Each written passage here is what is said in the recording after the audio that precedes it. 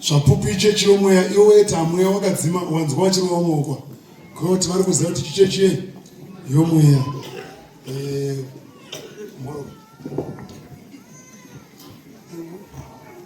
Umbokwazisa ungano kusati wambokwazisa ungano.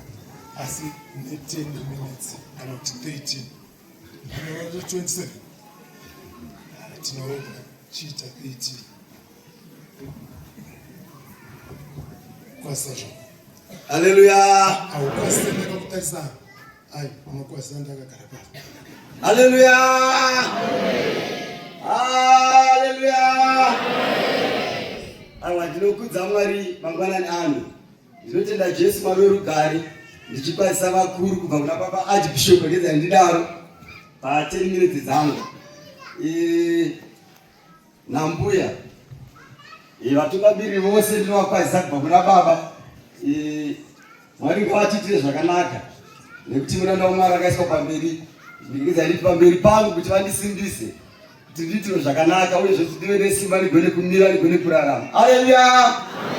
Vatungamiri vose ndinokwazisa muzita raJesu ndichiti amen. Kusvika madiki muzita raJesu ndichiti amen. Amai vadzaro vose kusvika kumudiki muzita raJesu ndichiti amen. Kumbatirewo bhuku shoma 1 Samuel 17 muzera 39 ndigare pasi zvangu. 1 Samuel 17 muzera 39. Hapana chatinogona kana tisina Mwari. Haleluya. Mwari vaita zvakanaka, tanzwa, taponeswa, taitirwa zvakanaka. Handitika chasara bedzi kuzvirarama nekuti Mwari wedu anesu. Pane mafambiro atakufanira kuita bedzi akadzidziswa nekuti hapana chasara. Kungava kuoma musoro kana kudii. Aiwa mwoyo, chizvinyengerera mwoyo wako kuti isabvutirwe chinhu chandawana pazuva ranhasi. Haleluya. Batai bhuku hama yangu. Shoma shoma. Noverenga magwaro kubhuku ya 1 Samuel chapter 17. Yes. Musurushoko pa 1 verse. Yes. Davhidhi unouraya Goliath. Goliath atourawo kudhara naDhavhidhi. Haleluya.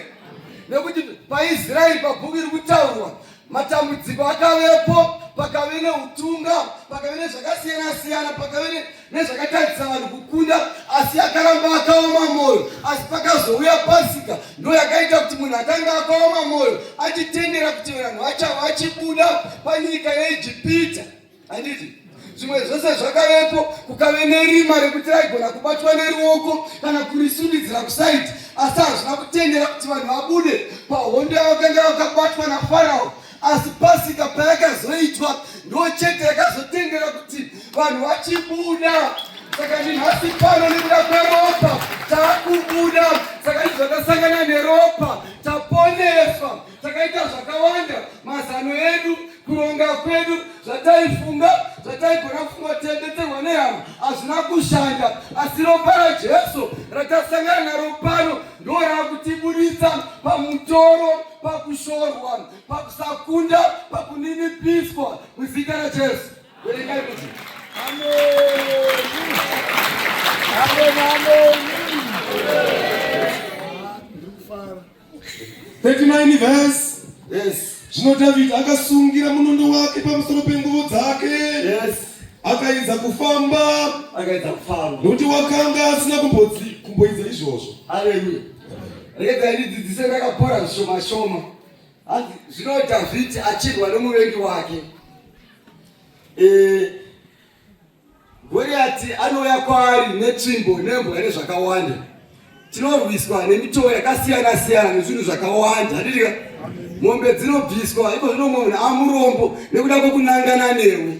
Kuti nhasi ushaye basa, ushaye mbereko, vana vaitonge madzungaiwa, pane mumwe munhu anoda kumira newe, pane imwe mhepo yakamisikidwa yakatsigirwa nezvikwanisiro zvokuti neimwe nguva yaona zvikwanisiro zvakadaro. Handitika iraiti zvinte zvakanaka. Zvino Dhavhidhi achirwa naGoriathi, muvengi wake akanga achimurwisa, akabata zvaityisa pakuona panyama, uyezve kunyangwe nemhumu yake yaityisa pakumutarisa nekuti raive rume zvechokwadi. Handitika ndibatire shoma. Zvino Dhavhidhi akasungira munondo wake pamusoro penguo dzake. Yes. Akaedza kufamba. Yes. Nokuti wakanga asina kumboidza izvozvo.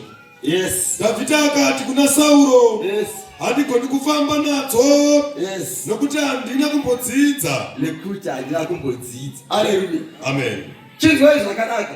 Zvino pakufamba pedu tadzidziswa kuti pasina bote dzvuku rinoropa raJesu hatigoni kukunda. Haleluya.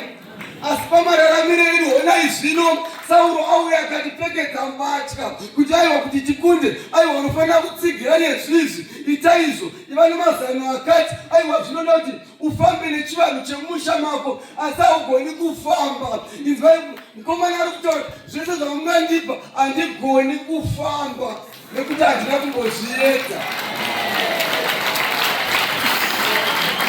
Saka kudzidzisa kukutaura pano kuti aiwa isusu seimba yaMwari, sefamily yaMwari tifambe neropa chete, zvimwe zvese tichisiya. Saka inzwa hama, iwe chibvisa bhachi rechivanhu, bvisa bhachi rekuzvikudza, bvisa bhachi remeso-meso, bvisa bhachi rekureva, nekuti hauzogoni kufamba rwendo ukaramba uchireva. Wambouya pano chizvidura pamberi paMwari kuti aiwa mbatya iyi ndirega kuipfekazve, nekuti ukapfeka mbatya iyi haugoni kukunda muvengo wako.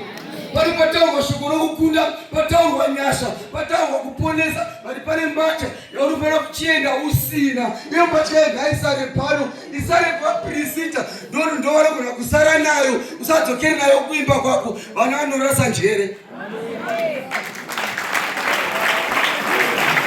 Nekuti kunyangoite zvese zvaitwa, vari pane mbatya inofanira kuti ichikururwa. Bvisa ruchiva, bvisa kushora mudzimai wako, bvisa kushora murume wako, nekuti kushora murume wako niwasangana neropa, wasangana nenyasha dziri panzvimbo ino dzavatenderwa naMwari. Mbatya iyo chirega kudzokera nayo, nekuti dzokera munzwi kutapira kuri kuita shoko iri anoti kudii 39 verse. Yes. Zvino Dhavhidhi akasungira munondo wake pamusoro penguo dzake. Yes. Akaedza kufamba. Yes. Nokuti wakanga asina kumboedza izvozvo. Yes. Ndiyo pano pfekedzwa bhachi racho na Sauro. Anonzi aiwa haugoni kungomukunda, unofanira kumukunda wakapfeka izvi. Haleluya. Ipapo Sauro akati kuna Dhavhidhi, anoti kuna Dhavhidhi, enda hako. Yes. Jehovha uchava newe. Yes, famba. Sauro akafukidza Dhavhidhi nguo dzake. Akamufukidza nguo dzake. But mukomana anotaura pauri kuti unouya kwandiri nechimbo nembwa, asi ndinouya kwauri nezita raJehovha. Zvichireti aiwa siya nguo. Pane nguo dzagarisa pauri, pane mbatya dzekuti munhu anotoziva izvezvi, tikati izvezvi pachinja paita rwendo, pane munhu anonzwisa kuti rwendo rotora nguo dzakati, pane nguo dzisingaiti, dzimwe nguo dzinogara parurimi. Ovasiya vanotaura kuti aiwa iwe musoro unotamba kandege, bata nezita raJesu, bvisa nguo idzodzo. Kunyange zvimwe zvese zvaitwa pakanonzwa kunge zvisina kukwana, anoita kunge anonokerwa, ndinotamba kandege, anoita kunge anonokerwa ndiende kubhora, anoita kunge anonokerwa asari neprofita wake anogara kumanhizi, asi ari pano. Bvisa nguo iyoyo. Pane nguo dzotikareka kutibvisa, baba vanhu vanoramba vakadaro, dzimwe nguo dzofanira kubviswa, vatatanure vabve vadzisiya, nekuti vakaenda nadzo vanoramba vachidzichiva, dzinenge dziri munhava dzavo. Saka kumura dzimwe nguo. Nguo dziri kunobva mabasa akaipa nomwe upenyu hwatinogona kurarama usiri ihwo hwekuti isu kwedu tinodai. Aiwa tinongomira bedzi sembe yaMwari tiri muna Jesu, takatarira ropa rapamuchinjikwa. PaIjipita pakaita matambudziko akawanda. Ndinonagidzwa nedambudziko rerima. Tinonzi rima rekuita kunge uchabata neruoko kudai, asi havana kubuda. Vanhu vachidya chikafu kudai, matafi akazara. Funga nemasemero aunoita, matafi akazara muchikafu, dambudziko iroro havana kubuda. Mvura inomwiwa ikava ropa, asi havana kubuda pai. Asi pakazoitwa Pasika, pakatorwa gwayana rachitaurwa naBaba rinomirira Jesu, kuti Jesu kana achinge atorwa mupenyu, Jesu mufananidzo wake waita muIjipita, ndowakaita kuti Farao wati endai henyu, asi vana venyu nezvipfuwo zvenyu siyai. Haleluya. Saka ine akachenjera futi, anotinamata asi rimwe rutivi wakaremara usingaite izvo neizvo, nekuti anoziva kuti Mwari kurarama kwavo pakunamata Mwari munorarama muchibayira. Saka anoti kana makuenda endai, asi zvipfuwo nevana ngazvisare, kuti mufambe muri vanhu bedzi vasingabayire. Munhu asina chaanoita uchinamata bedzi. Saka ine akachenjera.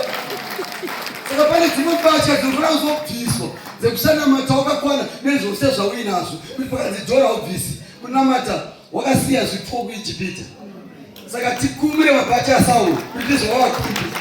Tikumire kuvenga, tikumire kushora, tikumire kutaura kusina hanya, tikumire zvose zvakaipa zvinorarama patiri. Mabhachi iwayo tazorwa chishonga hatizokuti nokuti tine imwe mbatya isingawadzani nokuponeswa. Asi shoko rokuponeswa nemvura yekunaya yatinayo, but mamwe mareincoat anochengetedza uresistance hwekuti kunaya kwemvura kusasvike panyama yedu inofanira kunayiwa.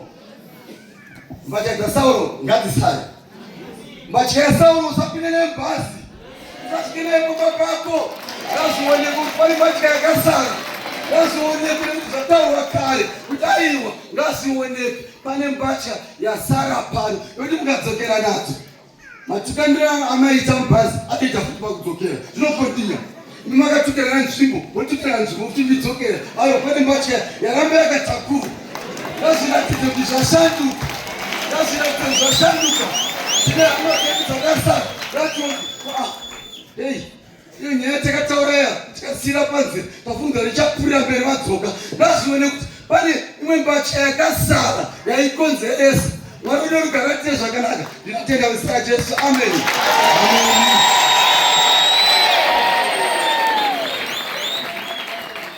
Amen, amen. Hallelujah.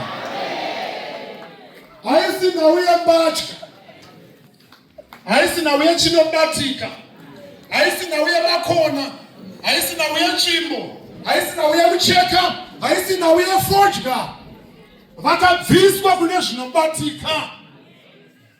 Tine hama dzakatendeuka dzanga dzichirarama muchikaranga. Nobva chikaranga chafuira, chikaranga chavarohwa nacho ndo chavakupa mubatsiri kuti uye uite chikaranga tikunde hondo. Ivo vanga vachiite chikaranga nobva varohwa pahondo kwemazuva ese. No, zvakundwa hazvichadi kupfekwa kana kupfekedzwa. Pakuda kuti auye nemutoo wake. Zvino Jesu harisisiri gwayana, ane mutoo wake. Izvi zvasara izvi. Jesu akuita nekutenda, kwete zvehembe, kwete zvenjombo, kwete zvebakatwa, kwete zvemunondo, kwete zvenhoo, asi zvekutenda kuti ndisina zvangu ndichifamba ndakatenda kune yakakunda zvose.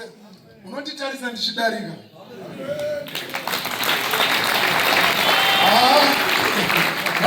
Ngatifarei.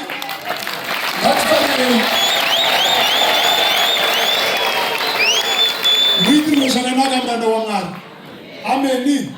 Regai ndikutorerei kamwe kanguva futi kateni bedzi ndikuti mai Gumbo vauye pana.